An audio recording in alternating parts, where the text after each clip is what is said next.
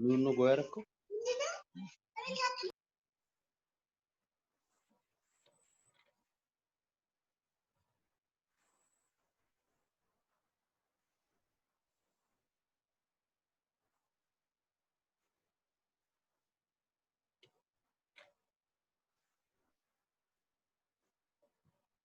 Okay, good afternoon, gentlemen. Let's start today's topic. The chapter is same 2.1.3.7 three-phase generator, and today's topic we'll be discussing on generator synchronization. That's on your handout. Page number is 307. So today's topic we will discuss on generator synchronization in detail, circulating currents, power management systems, load sharing, group, effect of varying excitation and speed, and generator troubleshooting.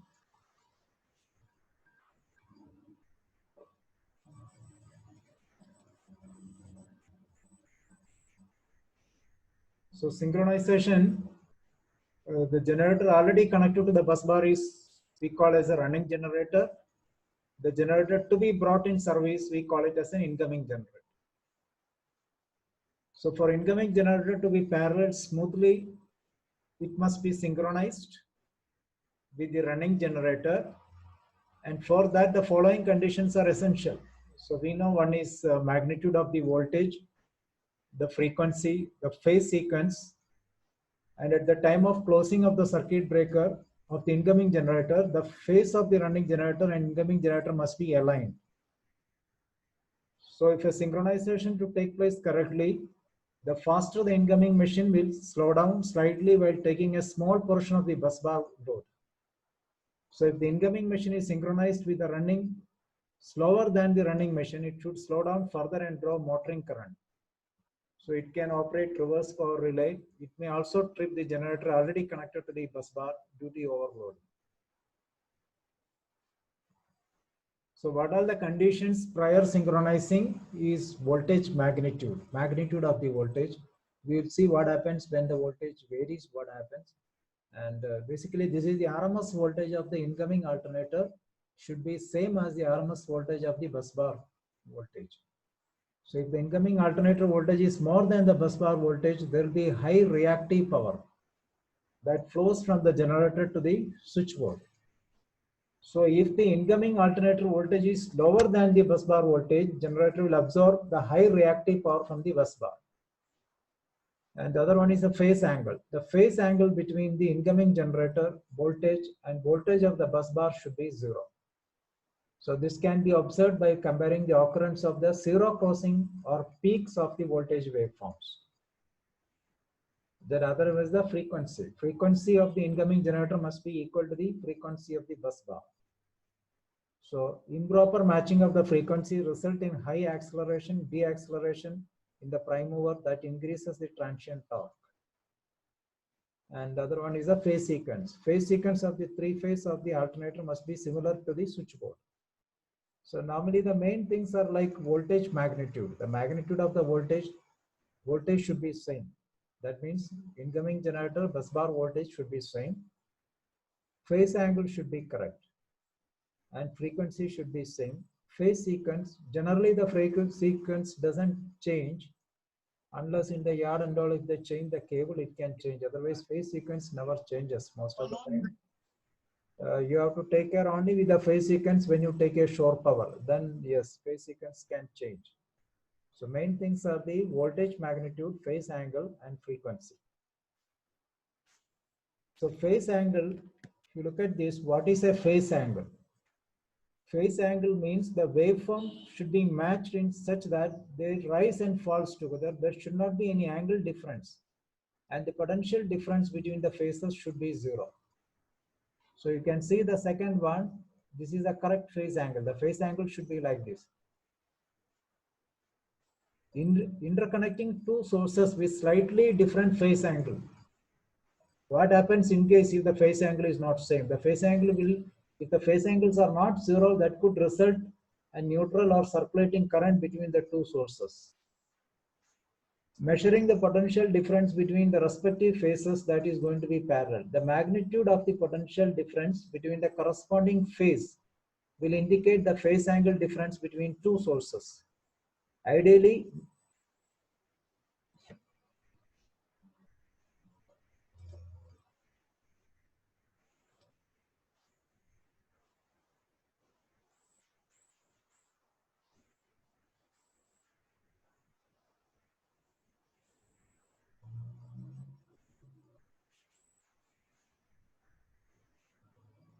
no potential difference should exist between phase A of the source 1 and phase A of source B. So if both sources have the phases that are exactly like 0, 120, 240 degree apart, then this potential difference should be 0. So possible consequence of not checking the phase angle while connecting devices, it can cause circulating currents between two sources. It can cause trips, it can cause short circuit also, it can cause circulating currents, the phase angle. So hope you understood the phase angle should be 0. You see the phase angle, it is like this. This should be exactly matching here. The phase angle should be 0. There should not be any difference between same phases. So consequence of the other one is a phase sequence. The possible consequence of not checking the phase sequence.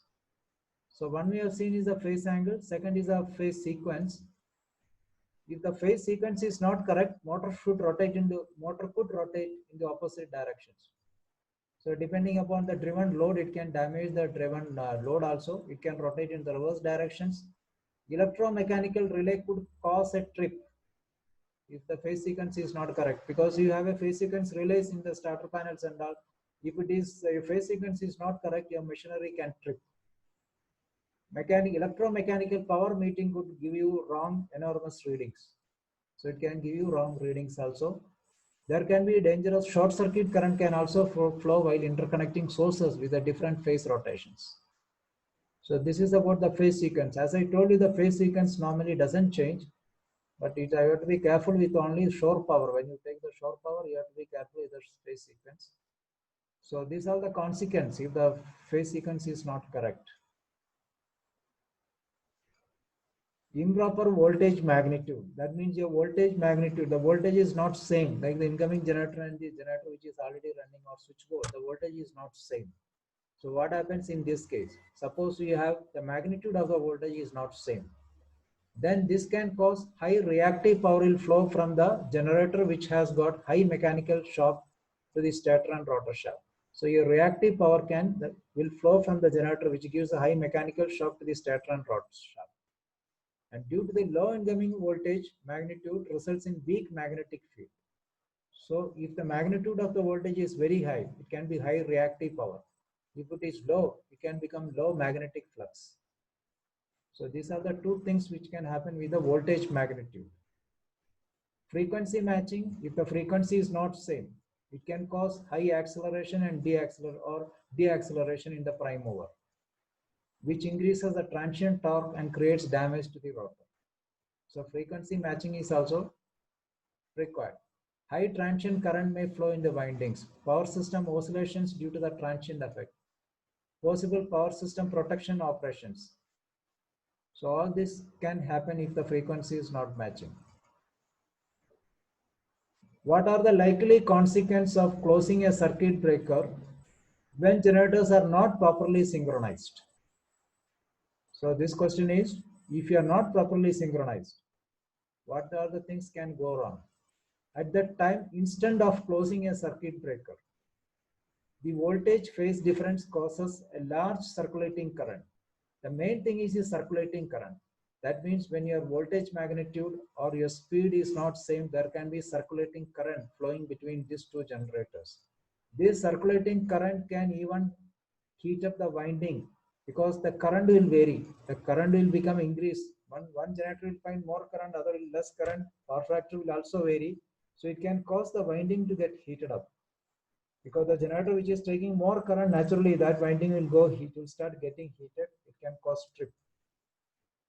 So at the instant of closing a circuit breaker, the voltage phase difference causes large circulating current. We will see in detail what is this circulating current. To flow between the generators, this results in large magnetic force to pull the generator into synchronization.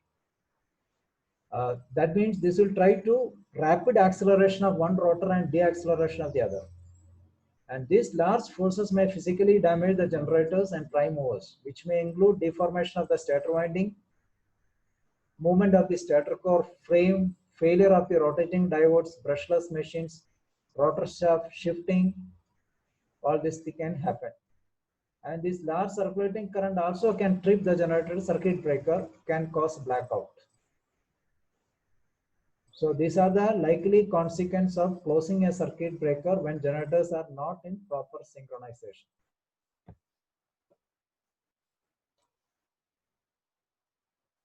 So we have seen, let's go back to this. What are the conditions for synchronization? That is magnitude of the voltage, phase angle, frequency, phase sequence. These are the 4 points. Prior we synchronize, all these things has to be checked. Voltage magnitude, phase angle, frequency, and phase sequence. So hope you understood what is a phase angle. You see, this is a phase angle. Phase angle means the waveform should be matched in such a way that they rise and falls together. This is a wrong phase angle. This is not matching phase angle. This is the correct one.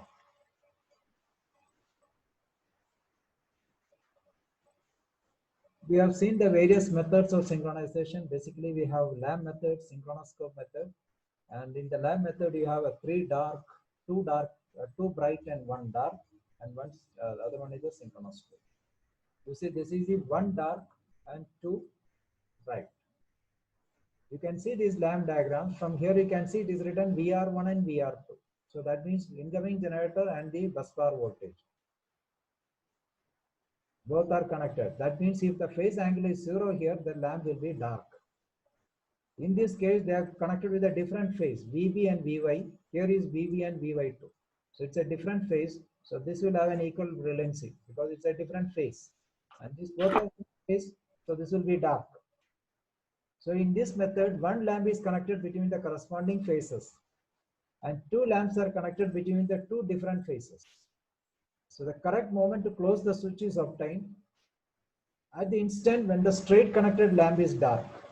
That means this lamp is dark, and the connected cross lamp, these two cross lamps are equally bright. If the phase sequence is incorrect, no such instant will take place, and all the lamps will be dark simultaneously. So this is the correct phase sequence, phase angle, because this is the two same phase, so you get 0 here, 0 voltage basically, so it should be dark, and this should be bright.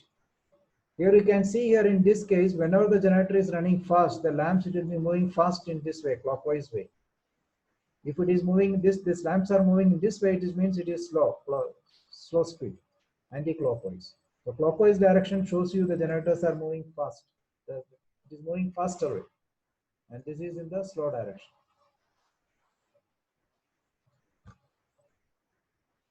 In this you can see here this diagram, this is R phase. This lamp is a dark lamp. It is connected same with R phase of another one here. But these two phases, you see, this is the Y phase and this is the B phase. And this one is the B phase, this is the Y phase. So these two lamps are connected on the different phases, and this one is connected on the same phase. So this is a diagram how it looks like this. So this becomes one dark and two bright. Then other one is the synchronoscope. So basically you have, it can be 3 dark also. So it's not necessary it is 1 dark and 2 bright. You will find 3 dark lamp also, 1 dark and 2 bright, and synchronoscope. So here you can see synchronoscope. It's basically a two-phase induction motor.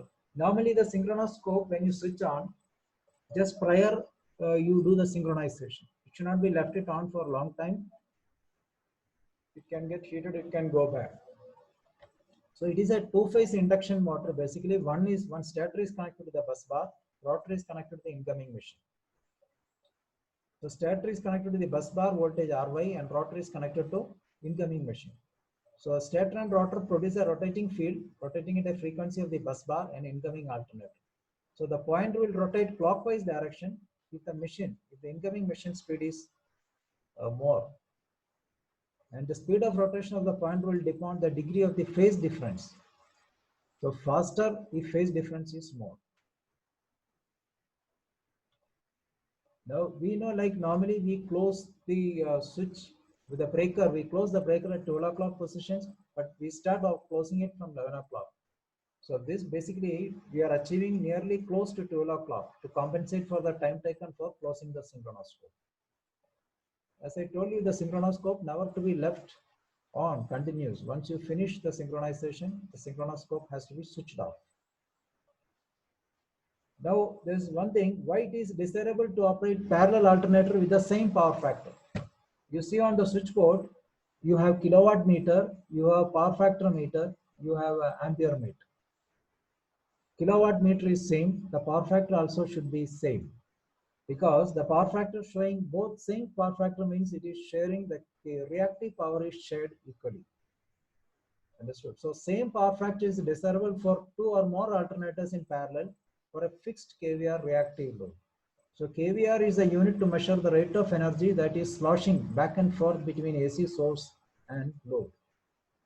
So the phase difference between the components of the voltage wave and current gives this measure. Cos phi is equal to kW by kVAR.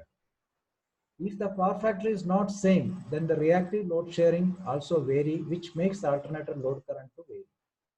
So power factor indication shows that if the both power factor are showing same means your reactive power sharing is okay and the load current also should be same. Hope it is clear. If the power factor is not same means the reactive load will also vary. So whenever you find the current is varying, kilowatt is same, that means you at the same time you can observe the power factor also varies. So in case of a kW load sharing will be equal, but kVAR load sharing will not be same. The alternator is having less power factor have more kVAR load. So its impact on the machines. So that is why it is desirable to operate parallel alternator with the same power factor. As we discussed in the last class, suppose you see on the switchboard, like you have same kilowatt and you have a different power factor, you have a different current. So what you should do? You see, if you leave it like that, suppose one generator is taking say 300 amps, other generator is taking 250 amps or 200 amps. You cannot leave like that because both generators should share. The load sharing means equal sharing of the kW and kVAR load. That means kilowatt load. Real power and reactive power, both should be shared equally. That's a proper way of load sharing. So in case if your reactive load sharing is not correct, that means one of the generator can take more current and ultimately it can cause the winding heating, it can cause trips. So all these things can happen. Such times we have discussed in the last class, if you find that current sharing is not same and that means your reactive load sharing is not correct, power factor is different, at such circumstances, the generator which is taking more current, you have to take the generator on offload. You have to check what is the no load terminal voltage with a multimeter. When it is on no load, what is the terminal voltage? Adjust the no load terminal voltage to the rated voltage by using a manual voltage trimmer which is given on the switchboard. Only with the MVR, manual voltage trimmer regulator, not with the AVR. Adjust with the hand, manual voltage regulator, make it to the rated voltage and then put it on load again and see. Normally this reactive power sharing is directly connected with the excitation. That means your excitation voltage from the AVR. So once you correct this no load terminal voltage, you should have an equal reactive load sharing. Still you find it is not, then you need to check the droop setting of the AVR. Droop setting of the generator, both generators should, all the generators should be same. So this can be another part to check. Hope it is clear why it is desirable to operate parallel alternator with the same power factor, because it is directly connected with the reactive load share. What is the difference between 6 o'clock and 12 o'clock positions on the synchronoscope? You see, different position of the synchronoscope indicates the phase difference between incoming generator voltage and bus bar voltage. Hope it is clear. The synchronoscope indicates the phase difference between the incoming generator and the bus bar voltage. At 12 o'clock, it indicates the zero phase difference. And 6 o'clock indicates 180-degree phase difference.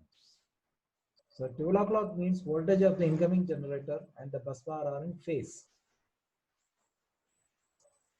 6 o'clock means they are out of phase by 180 degrees. Okay, so this is what indicates 12 o'clock, 6 o'clock. And synchronoscope should not be left in circuit more than 20 minutes, as it cannot continuously rotate. That is why the synchronoscope should not be immediately, it should be switched off once you finish the synchronization, and you should switch on only prior synchronization. If you don't, suppose you find a problem with the synchronoscope and the lamp methods and all, as an emergency measure, you can also synchronize using a voltmeter. You can see in this diagram, with one voltmeter, you can only check one phase. That means incoming generator and the switchboard, you can check and see. At the instant when the voltage is zero, that means the voltage is showing zero between these two same phases, you can close the breaker. In this case, you can only check one phase. And how to monitor the correct instant for synchronizing without the aid of a synchronoscope or synchronizing lamps. It can be synchronized with a 500 volt meter if 440 is the supply. Connect a pair of the voltmeter probes across one phase of the incoming machine and the switchboard. Adjust the generator speed until the voltmeter slowly fluctuate from zero. And close the breaker when voltmeter passes through the zero. So only in emergency, you can synchronize with the voltmeter also. This is the 3 dark lamp method. In this method, all the 3 lamps should be dark. So the main disadvantage of this method is that the rate of flickering only indicates difference between alternator 2 and the bus bar. But information of the alternator frequency in relation to the bus bar frequency is not available in this method. So this is, all of them are connected to the same phase. You can see here R phase, R phase. This is same phase, is all 3 phase, same phase. So phase angle becomes 0 means all the 3 will become dark. The 3 dark lamp method, voltmeter method, 1 dark and 2 bright, and synchronoscope method. So these are the methods of synchronization. So these are the 3 methods of synchronization.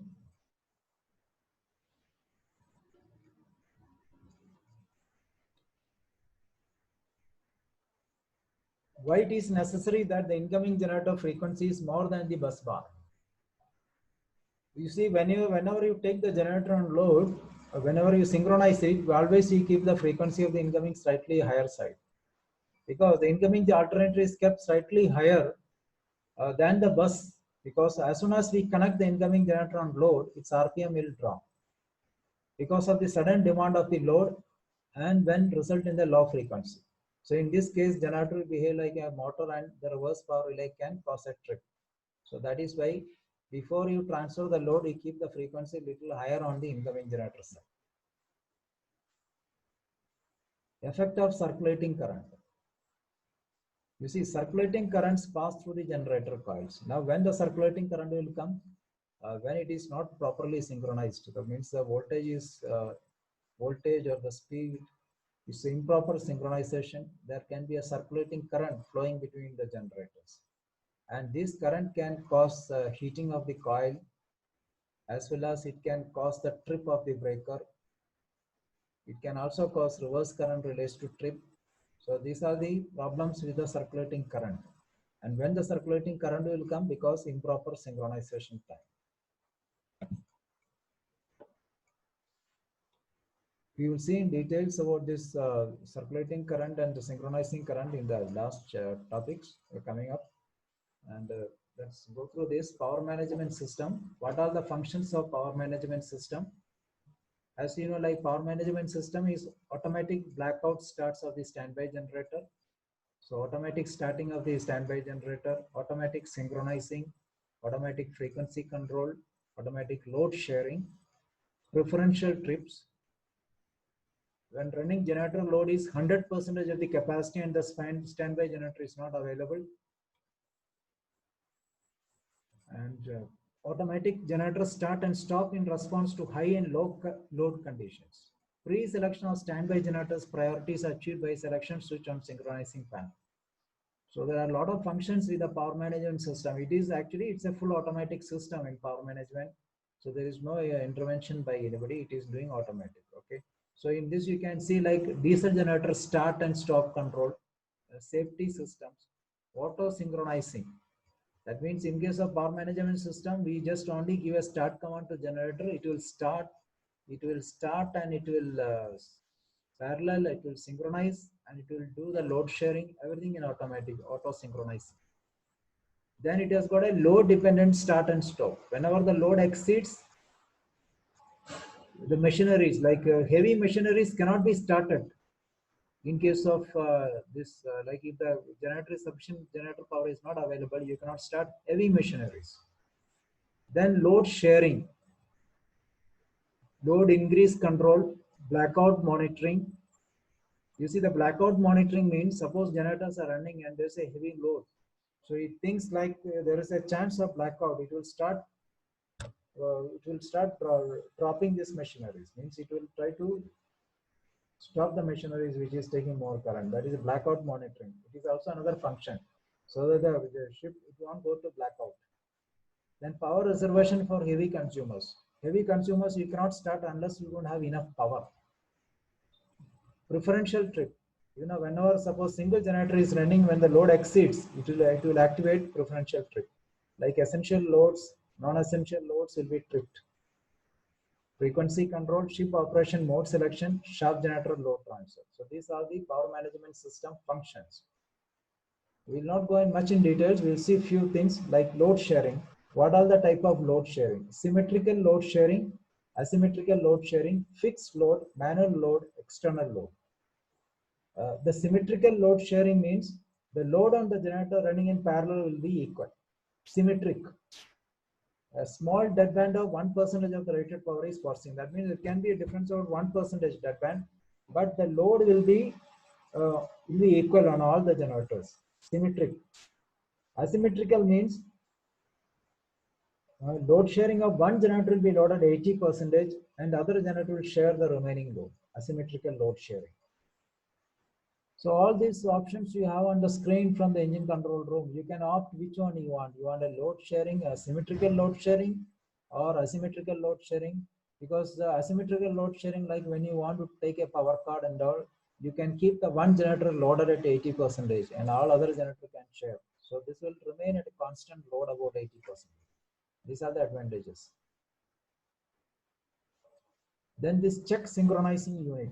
You see, this is basically it's an electronic unit that will monitor the voltage, phase angle, speed of the incoming alternator with respect to the bus bar and closes a contact in series with a circuit breaker close button when synchronizing conditions are correct. You see, check synchronizing unit means when you are not doing the synchronizing. This electronic unit is monitoring all this phase angle, voltage, frequency, everything, and it's closing the breaker. So when the operator presses the circuit breaker button, looking at the synchronoscope, circuit breaker will close only when check synchronizing contact is made. So this is a useful safeguard against an operator error. You can see different stage of synchronizing. You see here existing busbar voltage and frequency. Incoming generator voltage out of phase with the frequency. You see here existing, this is the one, this is out of voltage out of phase and frequency. In this case, incoming generator and voltage now equal, but busbar voltage but still out of the phase. Voltage is now same, but the busbar but still out of phase. It is not in phase. The voltage RMS value you can see it is same, but it is out of phase. Incoming generator voltage and frequency now equal to the bus bar voltage. So it should be same like this. So incoming generator voltage and frequency in equal to the bus bar voltage. So these are the various different stages of synchronizing. Auto synchronizing, it's an electronic unit which senses the controls the voltage and frequency and initiates a circuit breaker close signal to the incoming alternator at the right instant. This is auto synchronizing. Here we are seeing check synchronizing. This is an additional protection. That means even if you make a mistake, it will not allow you to close the breaker. This check synchronizing unit. So it is a safeguard against an operator error. This is also inside the main switchboard. This check synchronizing unit. Auto synchronizing means it is doing automatic synchronizing. So the electronic circuit of auto synchronizing equipment use electronic circuit to monitor the magnitude of the voltage, frequency, phase angle, and then act to regulate them until they are equal to the existing parameters of the bus bar.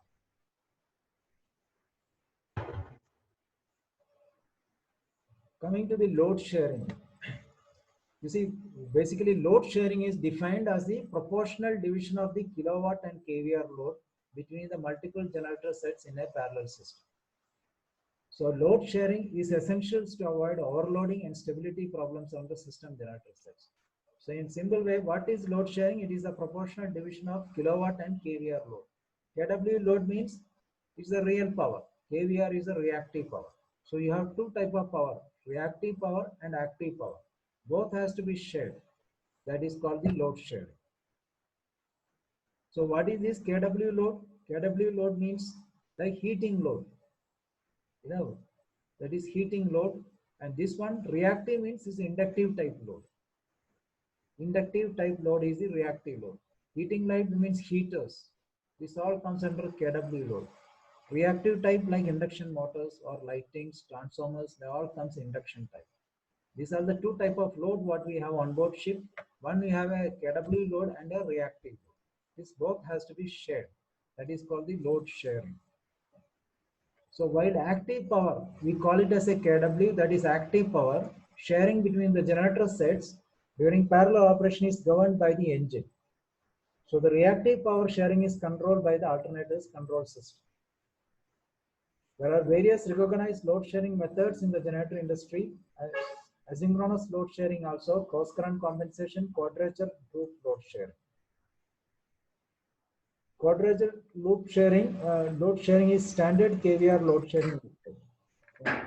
Loop sharing requires droop current transformer to be fitted in one of the alternator output phases. We will see this in details what it is.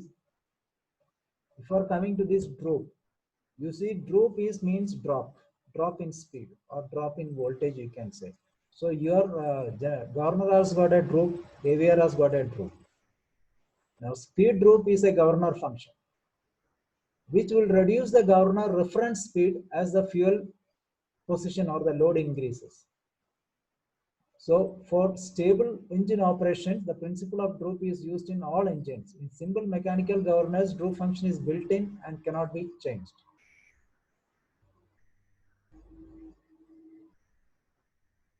Speed droop is a governor function which reduces the governor reference speed as fuel position increases. So that means this, as soon as the load increases, governor will start reducing this droop setting, governor speed lever. So this is called the speed droop. Speed droop means drop in speed. You can see here in this, when the load increases, the frequency has dropped 58.5, 59.59, alternator number 1 and alternator number 2. So speed droop is a governor function. Now voltage droop is an AVR function. So here in this case, what is the control parameters in case of kW? Speed droop, that is speed. In case of AVR, the control parameter is the terminal voltage. You must be understand. One is a frequency, one is a speed, or you can say other side is a terminal voltage. Voltage droop is a characteristic of an AVR which ensures proper kVAr load sharing between parallel running alternators. Here the droop refers to the drop in terminal voltage as the load on the generator increases. The voltage drop depends upon the degree of loading and power factor. So in case of a governor, we have seen the droop settings, we have seen where it is. The droop setting is on the governor. You can increase, decrease. Normally it is around 2 to 4%.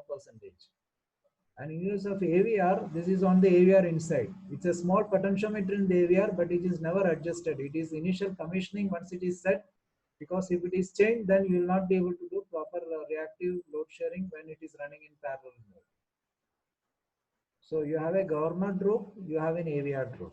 Control parameters for AVR droop is terminal voltage, and control parameters for in case of governor droop is the frequency, or you can say speed. The balance of power sharing depends upon the governor droop settings. For equal load sharing, the droop setting of the governor of parallel running generators must be 2 to 4%. That means you have got two generators running in parallel, both should have a same droop characteristic. If it is 2 or 4, both should have the same droop settings. Suppose in case if the droop setting is different, then the load sharing, the kW load sharing will be differs. The AVR voltage droop setting must be equal for parallel running generators for proper kVR load sharing. You see here, in this you can see here the droop. This kilowatt load is shared equally because the droop is same. The droop is here equal load sharing. Suppose this common point shift here, then the kVR, kW load sharing also varies.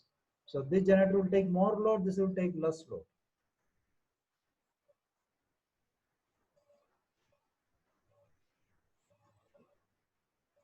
So in case of AVR also this is correct, because the droop setting should be same for all the generators for equal reactive load sharing.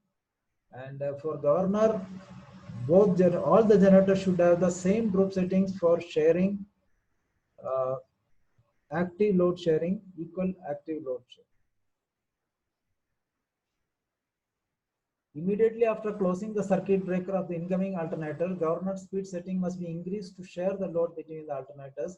Correspondingly, the speed setting of the running alternator must be lowered to reduce the load on the running generator. This is in case of manual load share.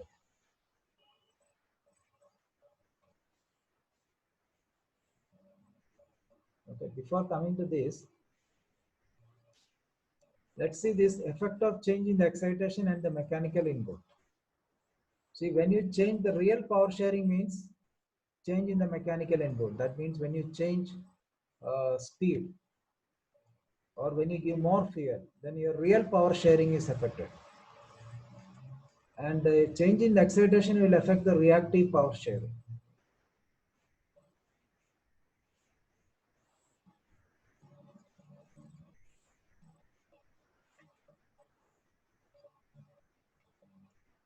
So in this case, you can see here, this is an equivalent circuit of a generator. This is the synchronous reactance.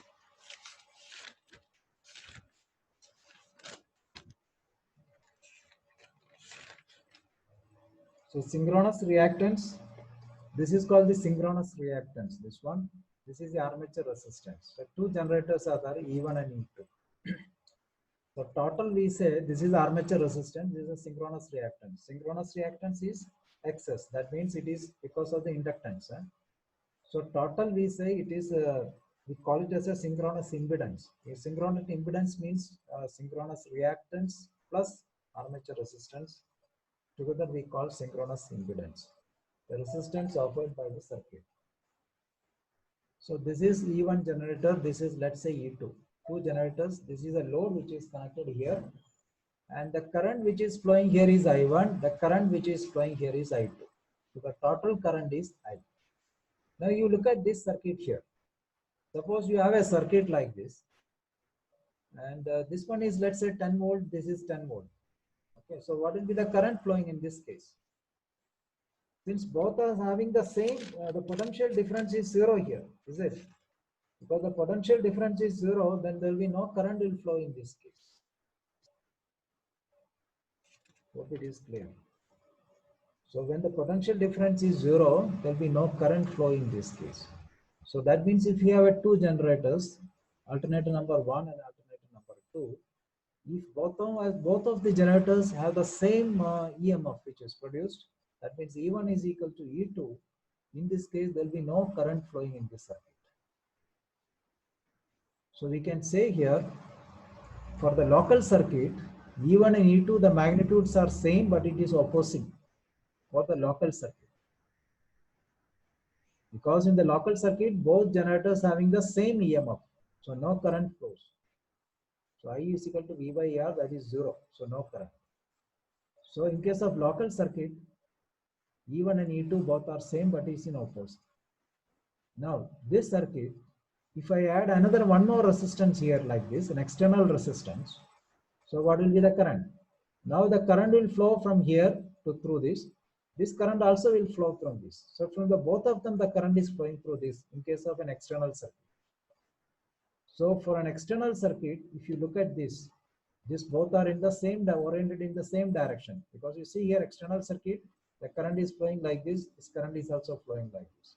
So external circuit, if you look at this, both are in the same direction, but local circuit, it is opposing each other. This is just to make you understand what is this, when you vary the excitation voltage, what happens? When you vary the prime mover speed, or when you give more fuel to the engine, what happens? Just to give you, this is a small diagram, but it's very basic, simple concept. I'll just explain to you. Now you see, you have two generators, E1 and E2. This is the prime mover, this one. This is the prime mover here. We know, like, as I told you, this is synchronous impedance, synchronous reactance, and this is armature resistance. Altogether, we call synchronous impedance. Synchronous impedance means the total resistance offered by this circuit. Now, no load is connected here. So what is the current here? Current means ER by ZS. Okay, we'll see what is this. Now, let's come to this circuit. So the previous circuit, we saw that both generators having same voltage, so no current flowing this. In a situation, suppose you increase, you reduce the current of, let's say, E2. Suppose you are reducing the field current. We have studied yesterday what is a field current. Field current means the current for the excitation. Who varies this excitation? The AVR. AVR varies the excitation current flowing through the field winding. Now, these are the field winding. You see, this field winding, this field winding. Now, suppose we reduce the field current of this number 2 generator through the AVR. We have reduced the field current. Now, when you reduce the field current, what happens in this case? Field current, when you reduce it, what will happen to the voltage? The E2 will be reduced, is it? So when you reduce the field current, E2 will be reduced. So E2 become 5 volt here. Let's say this is 10 volt. This was also 10 volt. When you reduce the field current, this reduced to 5 volt. That means you have got a potential difference here, 10 volt and 5 volt. So there is a potential difference. So there is a current will flow through this. Hope you understood this. So there will be a current will flow through this. Now this current is known as the circulating current, or we call it as a synchronizing current or circulating current.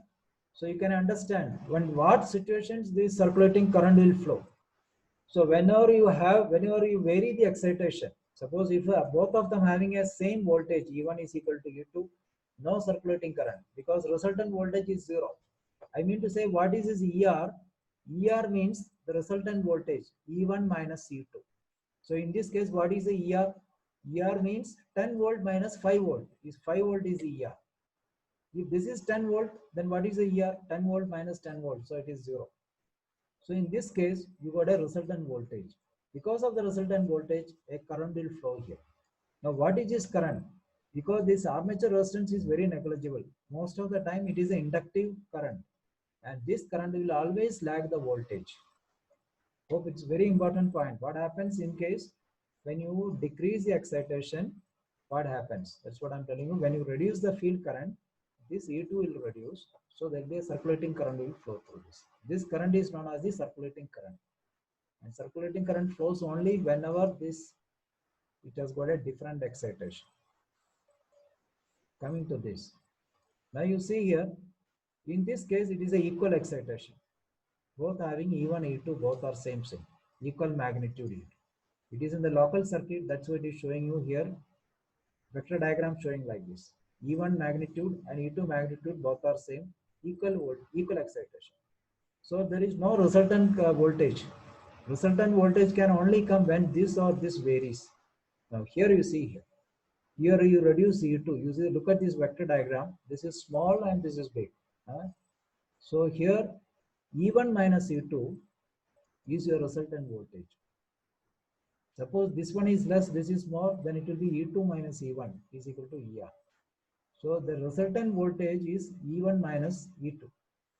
We have seen here 10 minus 5, same and just example. So because of this resultant voltage, you have a current which is flowing. Because see, you have given an extra voltage, there is a difference. So there is a current, is it? Because of this 10 minus 5, there is a current is flowing. The same way, there will be a current will flow. In vector diagram, you can represent like this.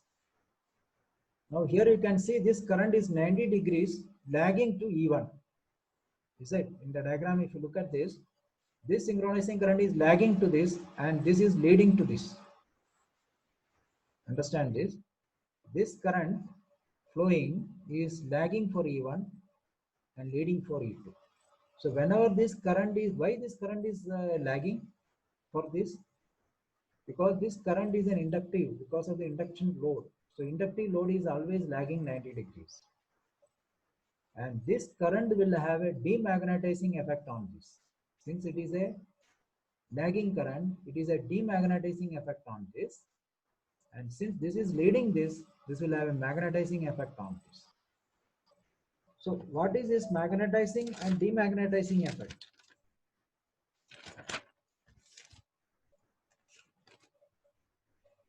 So when we say, in this case, when you say demagnetizing means it is the net flux is reduced. Okay. The net flux is reduced.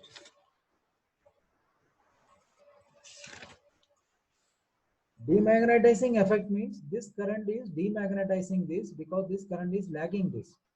So demagnetizing means it will try to reduce the net flux. Net flux is reduced. Now when the net flux is reduced, what happened? You know the EMF equation for the generator is, look at this equation, E is equal to 4.44 kc, coil span, distribution factor, flux, frequency, turns per turns. E is directly proportional to flux. So when the flux is reduced because of this demagnetizing effect, naturally the voltage will reduce. So E1 will reduce.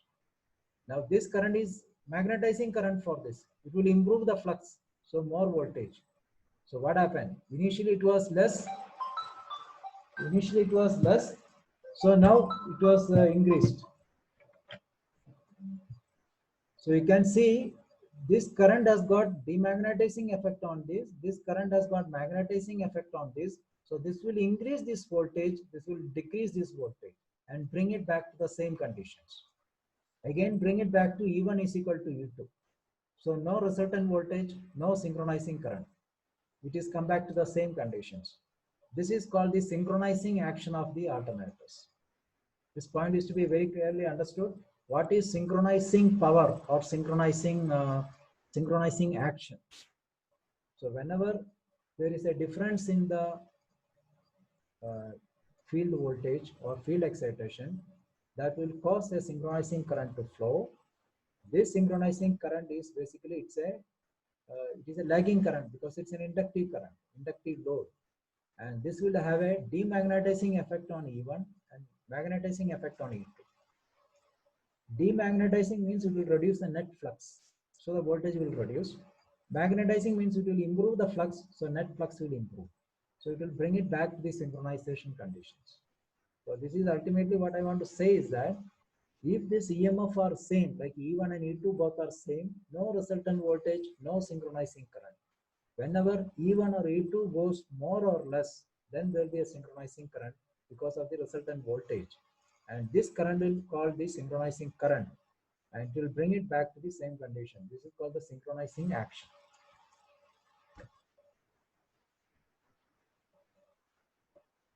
Hope this is clear to you, this synchronizing action. Now what happens, there's some more things more to see in this. You see, this is, we say like when you increase the field voltage, the reactive power sharing is affected. Now how it is reactive power sharing? What is happening with the real power at that time? You look at this diagram here. It's very simple if you just understand the logic. You see here, the generator is running now. You got two generators running. I1 is the current of the number one generator. I2 is the current of the number two generator. Now both are having, let's say it is producing a same voltage. E1 is equal to E2. No resultant voltage, no circulating current. So both should be same. The current should be same. I1 and I2 should be same. That means when you look at the switchboard, both generators are having same current, same power factors, same kilowatt. Okay, this is this conditions. Under equal excitation conditions, this. You look at this vector diagram, I1 and I2, because there is a gap, it is shown here. Why? Because to say what is the angle difference here. Now phi is the power factor angle here. So you have I1 and I2, two currents are flowing. I1 is a current here, I2 is a current here. Total current is 2I. This is the 2I. Okay, so I hope it is understood what is the total current. Total current is this, I1 and I2, I1 plus I2, total current is this is a load. Now you look at this diagram. Now in this case, number one excitation is increased. Okay, so you are increasing the excitation of this. What we are going to show here, what is reactive power sharing? Why it will not affect real power sharing when you increase the excitation voltage? Now you increase the excitation voltage of this. That means you increase the field current, is it? The field current is this. You are increasing more field current. Excitation current you increase, field current is increased. Now what happens? When you increase the field current, you got a, suppose when you increase the field current means E1 has gone more. When E1 has gone more means what is the resultant voltage? E1 minus E2. Is it the resultant voltage? Because of this resultant voltage, there's a circulating current. Synchronizing current is flowing now. Because you increase the E1 excitation. When E1 excitation you increased it through the field current, when you increase the field current, E1 excitation increased, so there is a synchronizing current. Now, initially, what was the current? I1 and I2, is it? This was the I1. Number one generator current was this, number two was this, number one was this. Now, because of this increased excitation, you got the synchronizing current here, IS5. So what is the resultant current? This plus this. So this is the resultant current. I is this one plus IS5. So this is your resultant current. Now what happens to the power factor? Initially the power factor was this, 5. You see? Now the power factor angle has increased. 5-1. Because now this is a resultant current. So power factor angle has increased. When the power factor has angle increased means what happens to the power factor? Power factor has reduced. You look at this.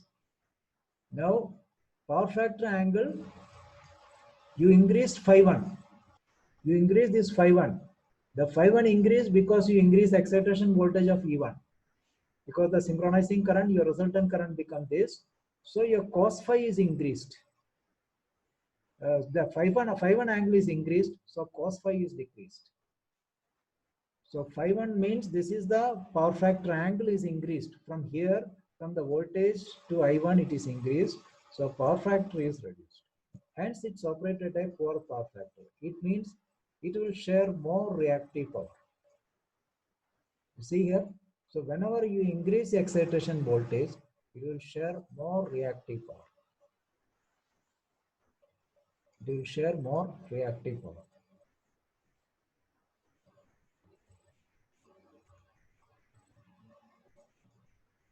Hope this is understood. What is reactive power sharing?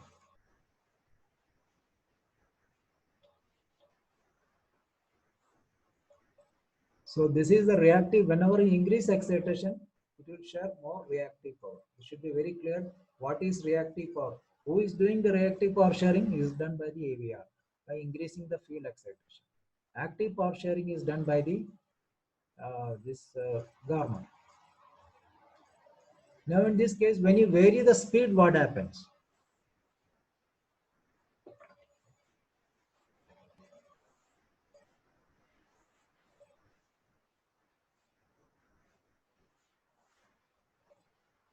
You see, in this case, this is the prime mover, this is the prime mover, this is the field current, this is the field current. Okay.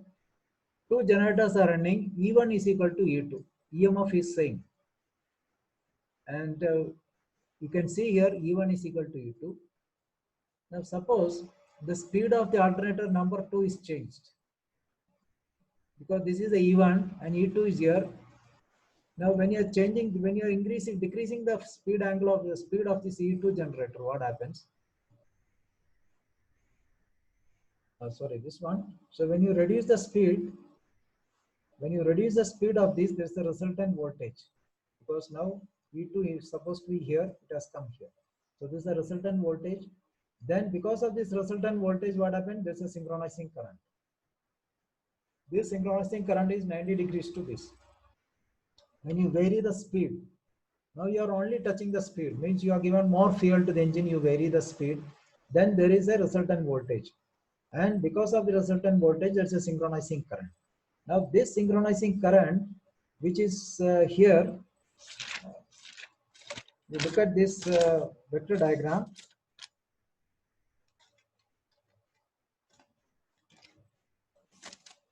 The synchronizing current ISY is a generating current for E1.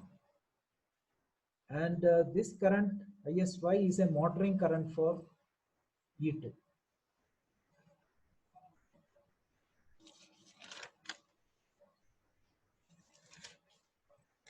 Okay, motoring current means it will try to accelerate.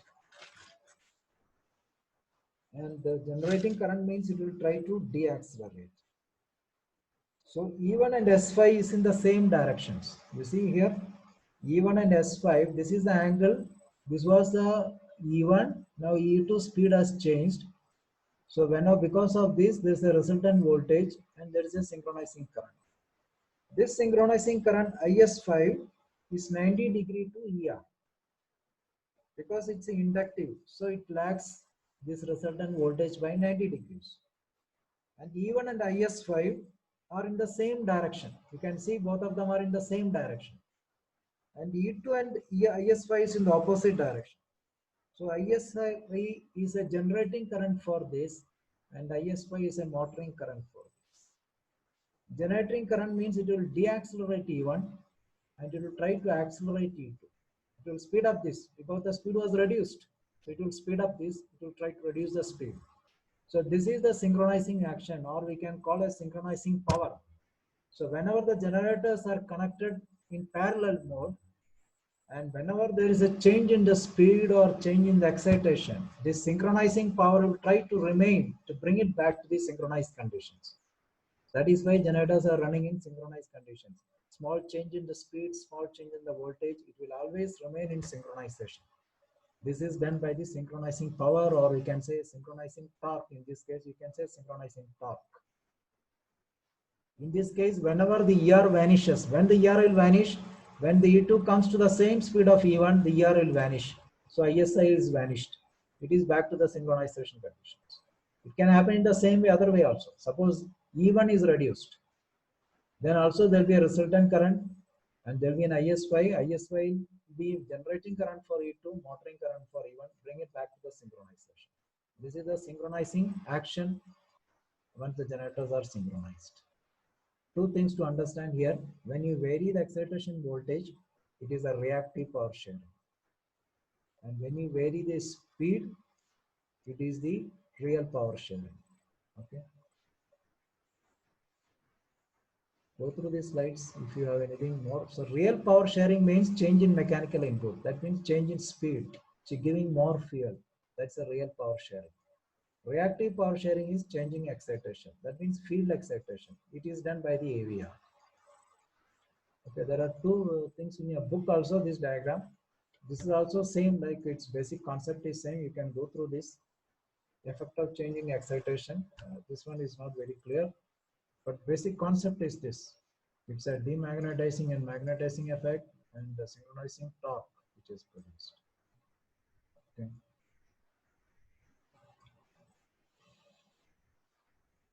So this is the real power sharing. You see, in the real power sharing, nothing happens to the reactive power sharing. Real power sharing is here. You can look at this. You see here in this case, suppose E1 here and E2 here. Okay, when you change the speed of the E2, what happens? When you change the speed of the E2, you got the ER. Because of this ER, you got the synchronizing current which is flowing here. This is a synchronizing current. So in this case, if you look at this phi2 angle, the phi2 angle has been reduced.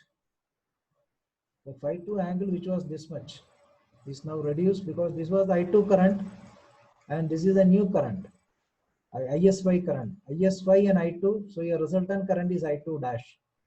So what happened to the power factor angle? Power factor angle was initially the power factor angle was phi2. When you increase the speed, what happened? It came to phi2 dash.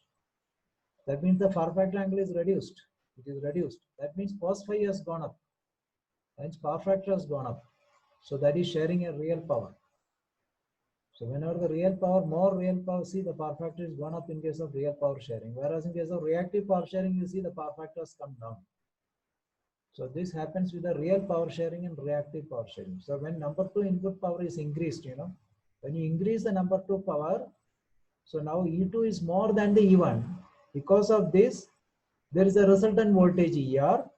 Because of the resultant voltage, there is a synchronizing current. So now you have, before this was the current, I2 current. Now you have the new synchronizing current. This and this, when you add here, you get the resultant I2 dash. So the power factor angle is reduced. Power factor angle reduced means power factor as cos phi has gone up. Cos phi has gone up, phi2 has come down, cos phi has gone up, power factor has improved. So it means it is sharing more real power. Okay.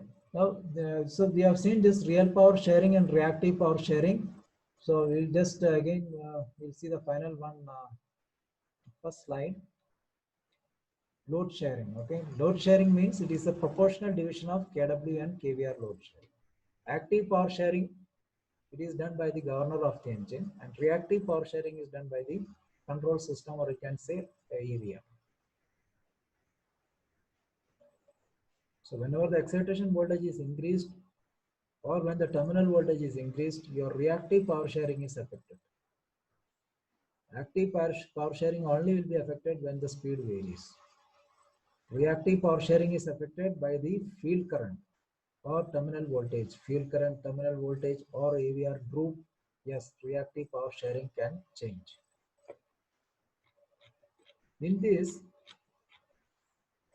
the droop load sharing method, that's called a droop CT. Yesterday I've shown you like a droop CT is there and a CCTV called cross current compensations. You see, what is a droop load sharing? The droop load sharing of the AVR. As I told you, AVR also got a droop settings. Governor also got a droop settings. So AVR droop, the current signal from the droop CT secondary winding. Okay. So this is the primary winding, which is on the generator output. From here it is connected to the burden. Burden resistor means is a load resistor for the CT. It's a current transformer. This is the burden. The current signal from the droop CT secondary winding is converted to a voltage signal. Because this current which is flowing here is dropped here. The voltage is dropped and it is given as a voltage signal. Okay. This voltage signal is added vectorly to the AVR sensing voltage. So that AVR will be tricked to droop the voltage by adjusting the excitation levels.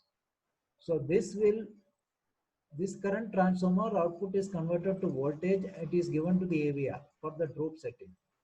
So it is an important to have a droop CT on the same phase and the same AVR droop setting for all parallel alternators to ensure proper KVR load sharing among the generator sets. This basically says how the droop setting is working for an AVR. Look at this diagram. AVR senses two signals. This is a vector diagram you can see here. One is a voltage signal sensing by AVR, that is by potential transformers. It senses the voltage, this thing, how much is the voltage variations. And second thing is coming from the CT. this signal. So this signal and this signal is added here. This become a vector signal. And it is given to the correction signals to the AVR for field excitation. So droop load sharing means the percentage of droop of the output voltage is related mainly to the reactive component of the load current, and the droop is negligible when the load current is at unity power factor. So the current signal from the droop CT, droop means drop. Droop CT secondary winding is converted to a voltage signal across the burden resistor within the AVR. Then this voltage signal is added vectorly to the AVR sensing voltage. So AVR will be tricked to droop the voltage by adjusting the excitation levels. So AVR has to adjust this excitation level. For that, AVR will do first, it will sense the output voltage of the generator, also the current from the droop CT. And the current is dropped across the burden resistor to convert into voltage. So the vector sum of this from the droop CT and the output voltage sensing circuit, it is given as a correction signal for field excitation. This is called droop load share by the AVR. Another one is called the cross current compensation. You see, this is a different. You see, the droop means there's a drop in voltage, but in this case, there is no drop in voltage. It's a cross current compensation.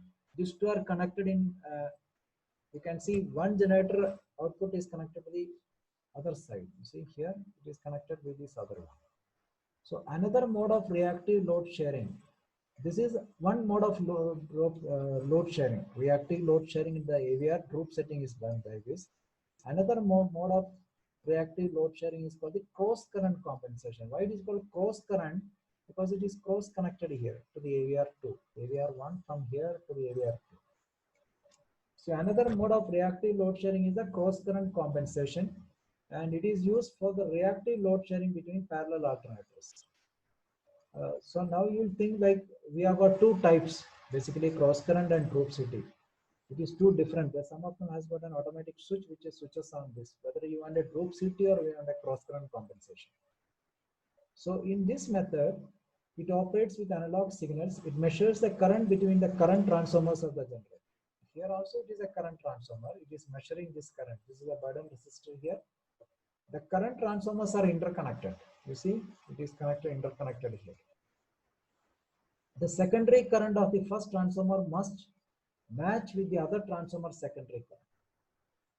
So here this should match the secondary current of this so that the load will be equal. The current flow through the burden resistor will be zero since secondary current will cancel out each other. So voltage over the burden resistor is used for generator regulations. So whenever both are having the same, this will get cancelled over here. So there will be no voltage current flow through the burden resistor. So burden resistor output will be used for the generator regulations. This is called cross current compensation. This is another method of reactive load sharing in addition to the droop load sharing.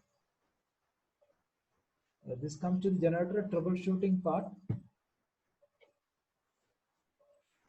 You see, generator troubleshooting, we know like what are the preparations you have to do, what are the troubleshooting things you do. See, normally on the generator, what all the problems what can come on board ship. Yesterday I told you like main problem in the generator is winding over temperature alarm. Okay, winding over temperature alarm, you have to investigate why the current is more or the sensor is bad. Sometimes you find these winding sensors are bad. So always in the any alternator, there are two sets, one primary, one secondary. If the primary temperature sensors are bad, you can change over into secondary. For that, what you have to do is you have to open up the cover and change the connections physically. So remove the connection from the number one and connect it to the number two. That is one option. Maybe the sensor is bad. So what type of sensor? Is a thermistor. So all the generator winding has got thermistors which is placed inside the coil windings. It can go bad. In that case, you can change to the standby sensor. That is one option. Second thing, if it's still it's going high, means you have to investigate whether it is taking more current or not. Other problems can come across is the diodes. Diode can blow off, but it's very rare. And if it is blown, you can change the diodes very easily. That's only one screw. You just remove it and one connection. You can change the power diodes. And other things that like CTs and all can burn off sometime. It is very rare case, but otherwise there is no much major breakdown with the generator, except maintenance part you have to take care of. Maintenance part one is this air filters cleaning, what we are doing regular. Always inspect on the drive end and non-drive end both side, because on the drive end and non-drive end there is a lubrications.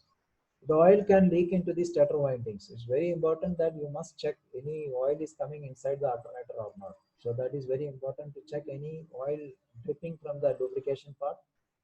And second thing is inspecting of the diode connections very frequently. All the connections are tight.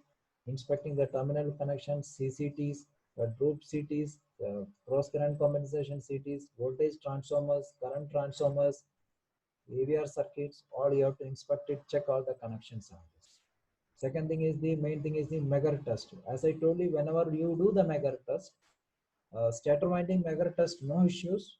You can do it. But if you are doing the rotor winding Megger test, you must disconnect the AVR, short circuit the diodes with a wire so that the diode doesn't blow off. Otherwise, the diode will blow off. When you apply a 500 volt Megger, it can blow off the diodes. These are the basic maintenance. We just go through this troubleshooting part. You know, normal before you do any maintenance on the generator, first thing the uh, permit to work systems.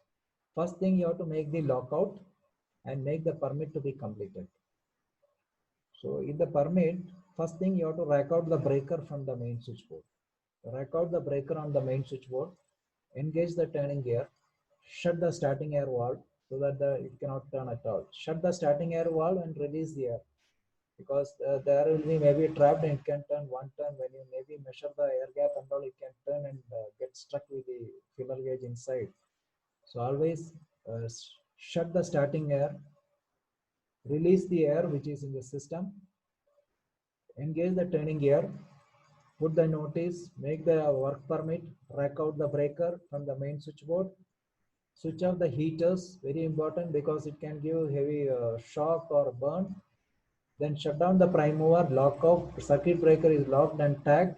Auto start circuit must be disabled. Generator should be taken off from the standby, and standstill heaters must be switched off. Inspect the terminal box, ventilation, coolings, rotors, stator windings, slip rings, excitations, etc. In the terminal box, when you open, you must check. Main thing is like all the cables are tightly tight, no loose connections in the cable, no moisture inside. Cable also you have to check the connections are tight, cable glands are okay, everything. Check for damaged frayed insulations, check the tightness, check the terminal box water oil contaminations, and insulating the parts. It's no cracks on the insulating parts because there's an insulating one. And as I told you, like inside the terminal box, you'll find six cables. Two means is six cables, and some of them you'll find the neutral inside the terminal box. The neutral is brought out into the terminal box. Then ventilation and cooling, there is normal cleaning and all these filters, etc. Water winding, you can clean with the compressed air, but be very careful unless you must drain all the air, otherwise the water will go inside the windings. So you should be very careful. Also make sure nothing drops inside the rotor stator windings. Slip rings and carbon brushes, general inspections. Excitation systems, AVR components, rotating diodes must be free of dust, oil and dampness. Rotating diode connections must be checked. Insulation resistance test. The minimum should be permissible minimum value should be 1 megaohm. Generally, you'll find generator windings are in megaohms or gigaohms. So you can use a 500 volt Megger. Once you use the 500 volt Megger, you must make sure that you ground it after you finish the insulation test. Grounding means you must take a cable and ground the winding to the earth so that any residual charges will be discharged. On completion of the maintenance, restore the circuit breakers, auto start circuits, prime mover start circuits, standstill heaters to normal, carry out normal load trial, check voltage and frequency, check bearings, vibration, noise, etc. And once you finish this maintenance part, check the grounding brushes. It's very important. The grounding brush should be because the grounding brush if is not correct, there can be stray voltages or stray current can come on the shaft. It can damage the bearings. So this is very important that grounding brush is to be inspected.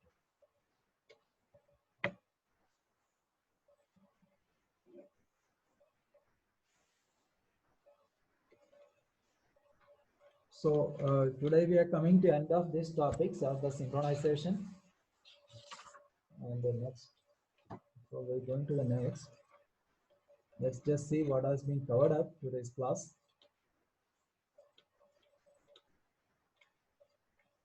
So we have seen synchronization.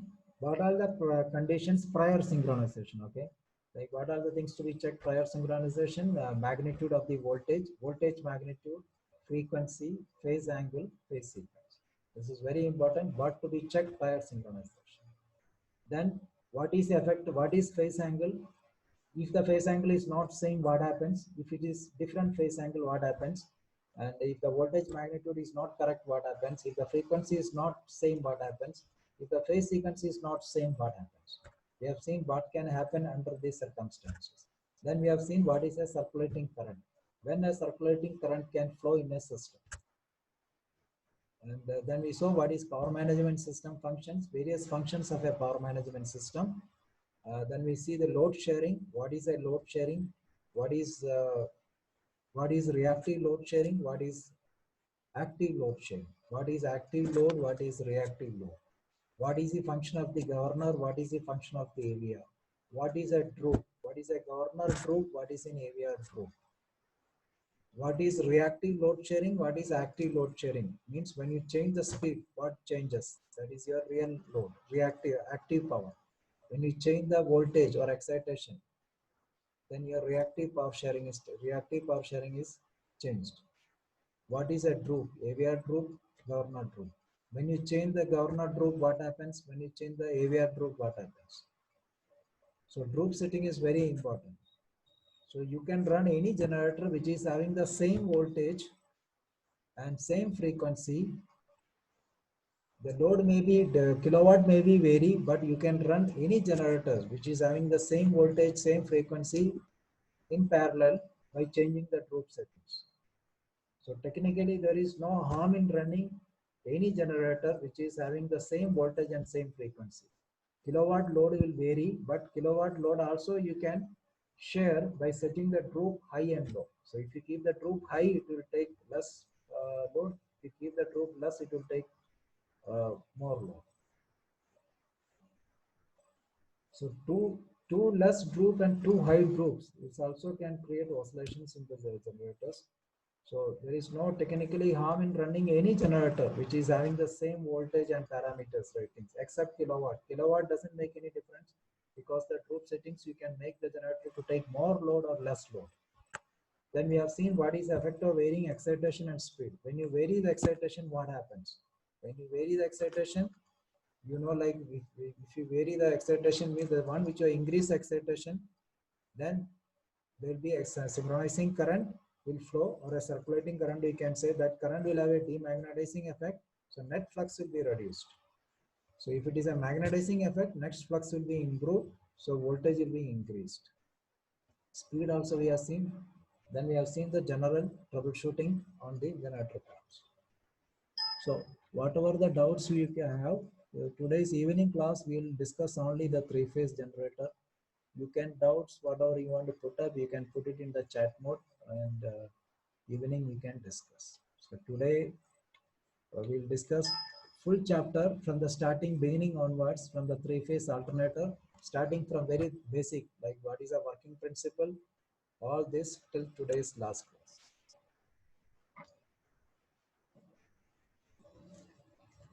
Okay. Anything else you want to ask?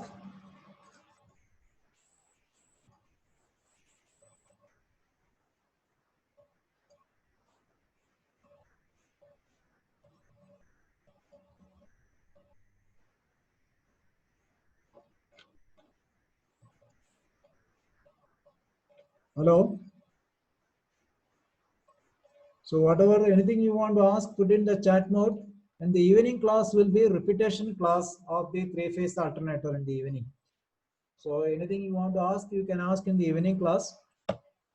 And the next class we'll see the tutorials. This last tutorial, this thing, I think it is tutorial 10.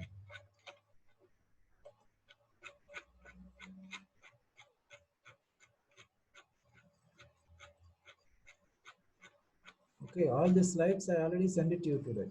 So tutorial 10, you can go through this, and there are few numericals also, which will try to solve the numericals in the tomorrow's class.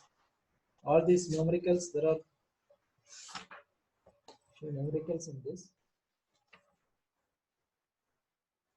Around 7 numericals. So describe a neat set working principle of silent pole AC generators. Okay, relationship between frequency and speed, EMF equations. What is a voltage regulation? What is the working of shaft generator? Vector diagram, explain this vector diagram.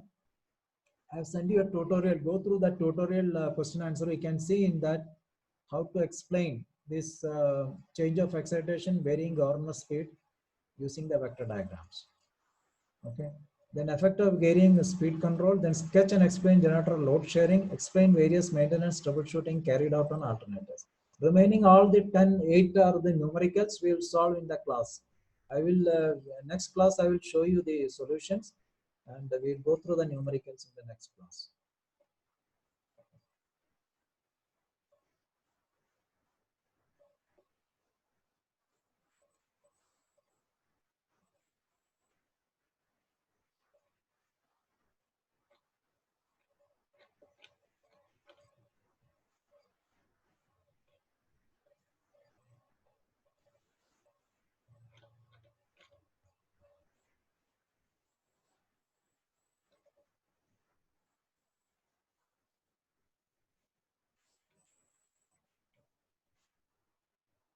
Hello?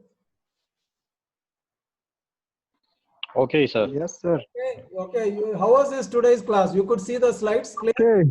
Yes, it's very clear, sir. Thank you. Okay, so let's see in the evening. Those who want to join in the evening, we'll have a discussion chat. Whatever you want to ask, you can ask. Okay. Okay. Okay, sir. Okay, thank you. Okay, sir. Thank you. See you. Okay, thank you.